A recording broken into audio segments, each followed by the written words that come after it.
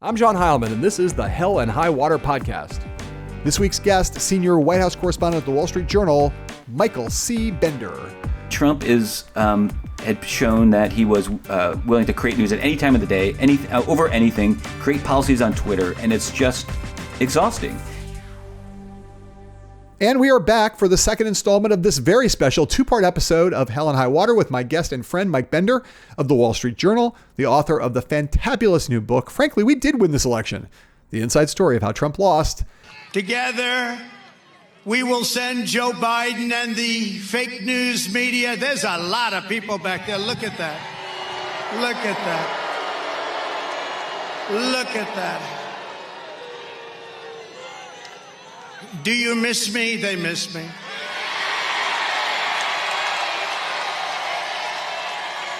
They miss me. I know.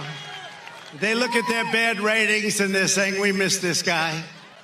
So there he is, Donald Trump in Ohio the other day, late June. Talking about the press, doing a thing, we've been watching Mike, we've been watching him do this for years, right? Do at rallies of one of the standard Trump things, pointing to the point of the riser, talking about the fake news media.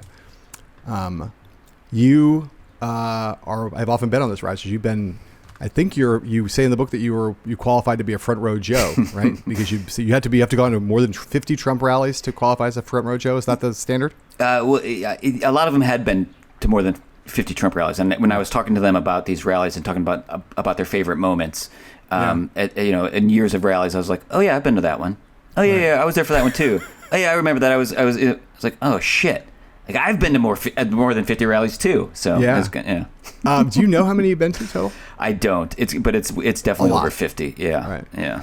So it's you're a friend, you qualify as front row Joe. You've been on a lot of risers, or in a lot of places where the press file is, where the president's pointing and mocking, deriding, sometimes stirring up near or more than near violent animus among his crowds towards the press in rather sometimes very uncomfortable circumstances. So I guess that is the question I wanted to ask you, right? So you left Bloomberg, went to work for the Journal in the course of 2016, and Trump becomes your life. Did you get as you had observed the campaign starting and seeing the way in which he was decimating everybody? Giant field, 17 candidates. Trump just mowed down everybody, right, from the very beginning. And as it became clear that he was going to be the nominee, I'm curious how you thought about having watched him, the way in which he did what he did and the way in which he reduced Jeb to dust so quickly. How did you greet the prospect of this is now going to be my thing? I'm going to be covering this guy, Donald Trump. And I'll say, one of the funniest things about this for me was when he got into the race that June, June 2015. May? Mm-hmm. Yeah. May, I forget which month. June of 2015. June, right? Yeah. June, when he coming down, famously, he always talks about it coming down the escalator at Trump Tower. I remember saying something on television about how there was in today's Republican Party, there's a relatively large market for racism, xenophobia, nativism, and white grievance. And that I said, given that there's a big market for that, Donald Trump is going to be someone to reckon with. Not he's going to be the nominee, but he's someone to take seriously. And Trump immediately reacted with great delight to that and tweeted, @Heil seems to really understand Donald Trump. And I thought, I just said he was there was a market for racism, xenophobia, and nativism. And we later went to see him at Trump Tower, and it became clear that it was my first real lesson about Trump, which is that he was just binary. It was at that point, his view was either people considered him a joke and didn't take him seriously, or you took him seriously. And if you were on the side of you took him seriously, he didn't care why. If you thought he might be able to win, at that moment, that was all it was. But again, it leads me back to my question, which was, how did you greet the prospect of, okay, now I'm the Donald Trump reporter, and the fact that it became your life for 5 years? I was one of a 5-member team covering Trump as the Republican nominee, and exactly one of us went into the White House. All of my other colleagues were like, no fucking way, right? Next time, thanks but no thanks. I've had my fill. and it's more just like you were talking about before, like the 2 or 3 news cycles that Trump dominates in a single day. The Journal, for some reason, only wanted to pay us for one of those news cycles every day, and and if you had, and the Journal, like you were saying before, it's mostly old, veteran reporters who have years in the business, have families, right? And Trump had shown that he was willing to create news at any time of the day, over anything, create policies on Twitter, and it's just exhausting. And but like, on the other hand, it was the opportunity to cover the White House for the Wall Street Journal, and like the two didn't even compare to me. I was just like, I was all in. I was ready to go. And in a weird way, I would much rather cover campaigns than the White House. I would much rather be out, at stops in Iowa or New Hampshire, talking to people in South Carolina, making reservations for dinner in Columbia. Right. But in a weird way, Trump was a lot more fun, rewarding to cover in the White House because none of that stuff happened in 2016, right? It was the plane would land in Nashville. The campaign would stay on the plane. Trump would come out, scream at us all for 2 hours, get back on the plane, and fly back to New York. Like there were no moments to like catch them at the Best Western, and in the White House they were all contained. Right, and everyone was there. They couldn't get away from us. So like it was more of a campaign feel in the White House than the campaign itself. Trump was excited to see these people, his supporters, the lengths that they were willing to go for him. That's how he viewed it.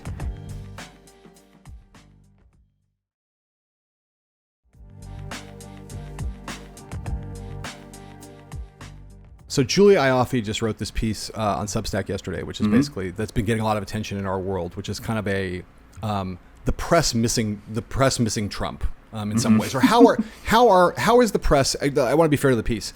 Her thing is kind of like how are reporters who covered Trump dealing with the transition to Biden and that it's such a that the reduction in adrenaline, the different tempo, it couldn't be more different, right? Black and white. This was Biden's campaign promise, right? Like he promised to basically be the boring guy. Like he didn't, and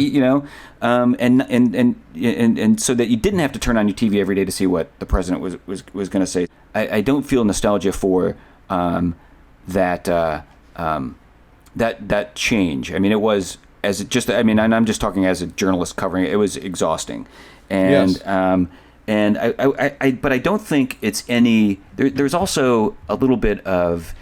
I'm a big fan of Julia, and I talked to her for that piece, and she doesn't exactly say this, but there's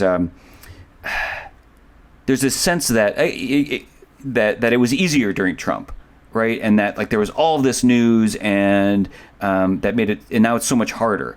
Like that's it. I would say that covering these two presidents present equal challenges. The challenge of these two guys are equal. One is that Trump was such a flood of news. There was so much happening, and he was such an unreliable narrator of it all that it did make it easier for my profession to cut corners. How did you deal with the unreliable narrator problem, and that it wasn't just Trump is the most unreliable narrator of all time. It's that a lot of the people around Trump are incredibly unreliable narrators. And I mean this in a very specific way when it comes to writing a book, having done a couple of them, that relate to reconstructed history, things you did not witness, where you were not in the room and you were relying on, the memories, sometimes contemporaneous notes.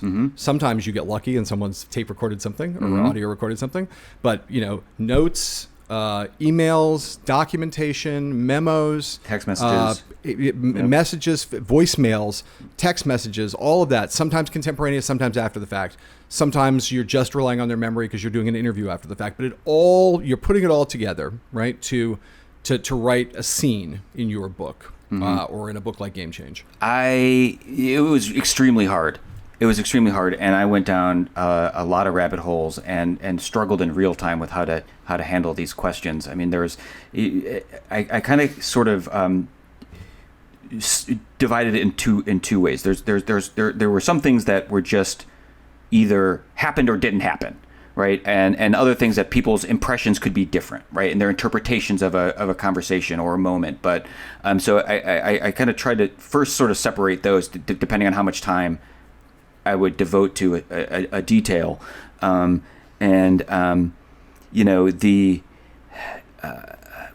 colleague of mine, Ted Mann, he wrote a book at the Wall Street Journal. He wrote a book about General Electric, Lights Out, about a year ago. He had provided some guidance. He was a helpful person to talk to for me through this process. And at some point, he just told me that, these competing stories, if you have, that's the story at some point, right? Instead of trying to figure out exactly what was said or exactly what happened or, who made this decision and why, the fact that there are all these senior people around Trump disputing that, right?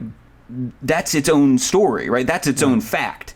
And is maybe more illustrative of what was going on and what happened than exactly who said what and when. So there's a couple of instances in the book where I try to just say, like, this is these are the different versions of what happened. Trump's COVID test is one of those, and it just I just made sure that I talked to as many people as I could and gave people as many opportunities to discuss scenes in the book that they're involved in, or decisions that they were part of.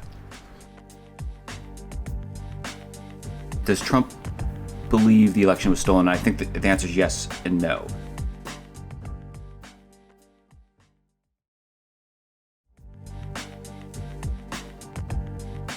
Today was a dark day in the history of the United States Capitol. But thanks to the swift efforts of U.S. Capitol Police, federal, state, and local law enforcement, the violence was quelled. The Capitol is secured, and the people's work continues. So that whole event, unfortunate event, just went through Congress and a report was issued and my name wasn't even mentioned, and I appreciate that. I say, though, however, people are being treated unbelievably unfairly when you look at people in prison and nothing happens to Antifa, and they burn down cities and killed people. So as I said, Mike, there's Mike Pence at the Reagan Library. January 6th was a dark day in the history of the United States Capitol. And then Donald Trump.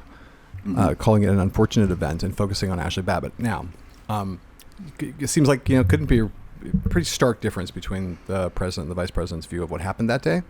And this is something covered in your great new book. Frankly, we did win this election. I said something earlier about shocking but not surprising. In some ways, the insurrection of the Capitol is the ultimate example of shocking but not surprising. I mean, I was up there that day. And utterly, shocking and horrifying, but in some ways almost like the inevitable end. And sometimes if you go back and look at once you see it with hindsight, you see what built up to it. It's like, of course this is what happened. I mean, so I ask you, take us inside that day in Donald Trump's world and Mike Pence's world. What your book reports about what they were experiencing, and then to where we stand today related to this matter. Yeah, so I think I would start to talk about January 6th. I think what this book adds is some of the context on January 5th. He's basically Trump has been fighting with Pence over this idea of overturning the election, of objecting to the certification of the results on January 6th, and has another not really an argument, but another back and forth where it's Trump tells me that Pence never told him no, that Pence never told him he wasn't going to do it. I think that the truth is that Pence didn't make it explicitly clear, and but regardless, he didn't tell Trump yes, and Trump ends this meeting. And it's the evening of January 5th, and he's got a stack of legislation on his desk he's got to sign from Congress and papers, and he hears the rally goers outside the Oval Office across the South Lawn, already lining up and partying basically near the ellipse where the rally is going to happen the next morning. And he calls his mid-level staffers who were still at the White House at that point into the Oval Office, opens the door. This is in January in Washington. It's basically freezing for Washington, and instructs them to sit and listen to all of the energy outside, all of the partying, all of the enthusiasm for him out there, and and is sort of bobbing along to the classic rock playing outside, and asks the folks in the room, do you think there's going to be violence tomorrow? And it's one of the deputy press secretaries tells him no, that there were a lot of the concern around Trump at the time was how the Trump rally goers were going to interact with the Trump protesters, and whether there was going to be a confrontation there. So Trump is basically told no, unless the protesters and the rally goers really mix, there's some interaction between the two of them, everything will be fine. Right. By Trump protesters, you mean anti-Trump protesters. Correct. That's right. There might be right. violence between the protesters who are the anti-Trump protesters versus the MAGA protesters. That's right. So Trump is told, no, there's not going to be any violence tomorrow unless those two groups, mix. Right. And Trump stops and looks at him and says, I don't know. Like, you got to remember, like, my people are really fired up, which, it didn't really, talking to the people who were in the room at the time, didn't really strike them as anything until the next day, right, when thinking about that conversation in hindsight gave some of those White House staffers some chills. When the 6th happens, we know the broad strokes of what happens that day, but my reporting on it adds to the story is that Trump was excited to see these people, his supporters, the lengths they were willing to go for him. That's how he viewed it. Inside the Capitol, Pence was inches away from the rioters laying eyes on him. I mean, Secret Service put him in a little hideaway. Like, when they put him in that room, had it been a minute later, there would have been rioters out in the hallway. And I have details from a call, Pence, calling into the Pentagon. You have Muriel Bowser, the mayor of Washington, calling Mark Meadows, asking him to step in and have Trump call him off. Kellyanne Conway's calling into the Oval Office, trying to get Trump to call these folks off. Staff who was in the office were trying to get his attention, focused on the right thing here. Meanwhile, Pence is in a conference call with the nation's military and defense leaders in the Pentagon, basically saying, get the National Guard down here now, right? I mean, right. It falls to Pence to bring down the National Guard, who ends up needing several hours to clear the Capitol. So these are the kind of that's so the account of this in the book is engrossing, and it's one of the many reasons that you want to buy this book. To me, it's like there's still the questions that I think people have are still, and I want to just kind of tease it out with you a little bit just to see if you can help on this. If you take all of your reporting of the period of the post-election period up through January 6th, these are the questions. Does Trump really think that the election was stolen? Altogether, does he really believe the election was stolen? And on that day, does he really, as I said a second ago, does he want his army, the protesters who showed up for him, does he want them to, in some way, actually actively, not just protest, but to try to disrupt this constitutionally mandated proceeding? So I think it's a very precise question, and the answer is much less so. I think it's does Trump believe the election was stolen? I think the answer is yes and no, right? And people close to him that interacted with him on a daily basis and continue to interact with him on a daily basis are struggling with that question too. A lot of them don't know if he truly believes it was stolen or if it's all part of the political narrative here. And I think it's partly yes and no. I think he realizes he lost, but that there were some irregularities, and that certainly the broader the policy question here of how the election rules were changed, effectively at the last minute, right? Which is much different from stealing the election, but he puts it all together to conclude that the election has been stolen. I think that's where he is like what it really was, what he believes. I mean, that's my impression from all the reporting I've done, especially when I've talked to so many people who have had conversations with him in which he's acknowledged in one way or another about like that he lost, or that we gave it told one person we gave it our all, and right. Another that some of these things post election December to-do list, like we'll leave that for the next guy, right? Like things you don't say if you actually think you're going to be in office in February. But when it comes to what his motivation is, I think this brings it back to the sort of theme here inside the book of how dangerous things became, not just with the administration, but how it plays out with his supporters. They take him at his word. They do. It's at least in the sense of like how to defend Trump and what he's saying. They will always come down on that side of the ledger, and to the point where a lot of them who I've spoken to were ready to lynch his running mate on January 6th. It just immediately, and the most loyal man in the administration, publicly and mostly privately, in a minute, it's all gone, and he's immediately a traitor. I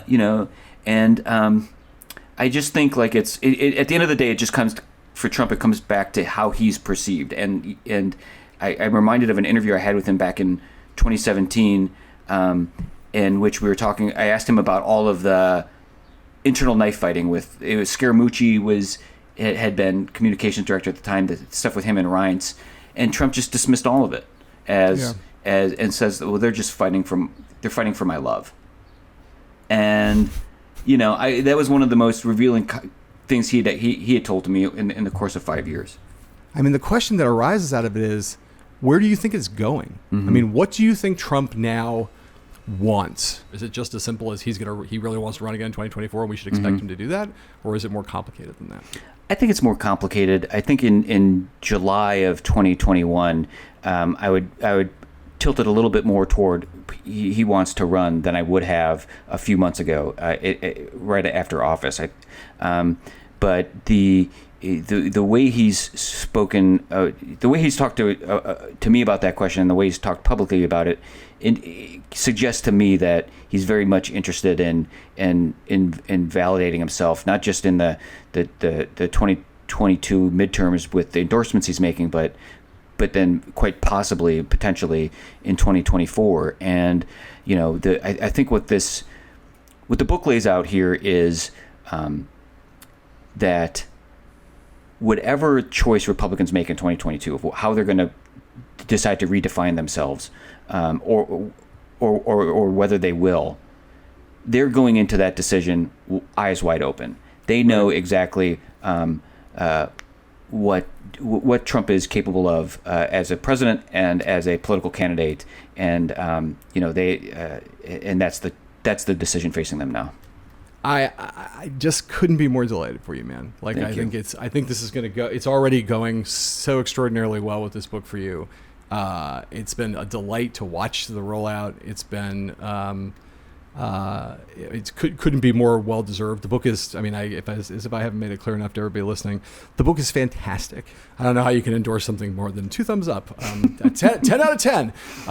Mike Bender, Wall Street Journal, man whose affiliation with the Wall Street Journal will soon be forgotten because all you'll be known as is New York Times #1 best-selling author of, frankly, we did this win this election, Mike Bender.